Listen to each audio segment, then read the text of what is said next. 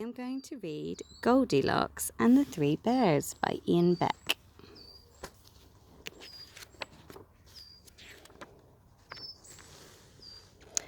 Once upon a time, and a long time ago, there was a little girl called Goldilocks. She lived in a house on the edge of the forest.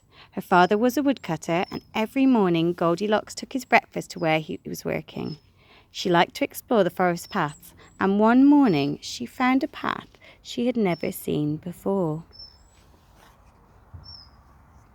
At the end of the path, Goldilocks came to a little house. She peeped in at the window and saw a cosy kitchen with a merry kettle on the boil. "I wonder who lives here," she whispered to herself. "It couldn't do any harm just to creep in and see." So very quietly she lifted the latch and went in. In the kitchen there was a shelf with a row of honey jars, some big, some middle-sized, and some tiny. "Whoever lives here likes honey," she thought. On the kitchen table there were 3 bowls.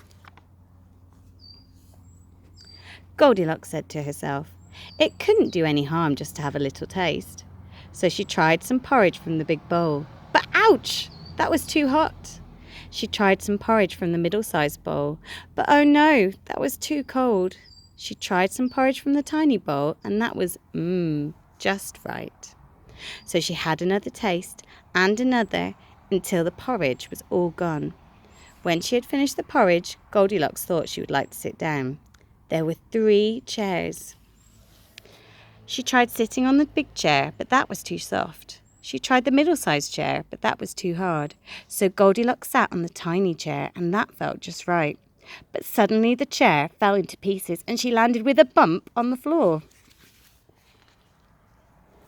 By now, Goldilocks was feeling very tired. Upstairs in the bedroom, she found there were 3 beds. She tried lying down on the big bed, but that was too high. She tried the middle-sized bed, but that was too bouncy. She tried the tiny bed, and that felt just right. Goldilocks yawned, snuggled up against the pillow, and fell fast asleep. As Goldilocks fell asleep, the owners of the little house came back. They'd been walking around and found the forest while their porridge cooled down. There were 3 of them. There was a daddy bear who was very, very big. There was a mummy bear who was middle-sized. And there was a baby bear who was a tiny wee. Daddy bear looked into his big bowl of porridge. "Somebody has been eating my porridge." Mummy bear looked into her middle-sized bowl of porridge. "Somebody has been eating my porridge." Baby bear held up his tiny bowl. "Somebody has been eating my porridge and it's all gone." Daddy bear sat down plump in his big chair. "Somebody has been sitting in my chair." Mummy bear sat down in her middle-sized chair. "Somebody's been sitting in my chair."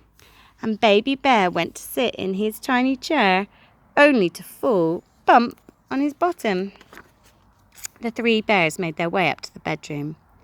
Daddy bear looked at his big bed. "Somebody has been sleeping in my bed." Mummy bear looked at her middle-sized bed.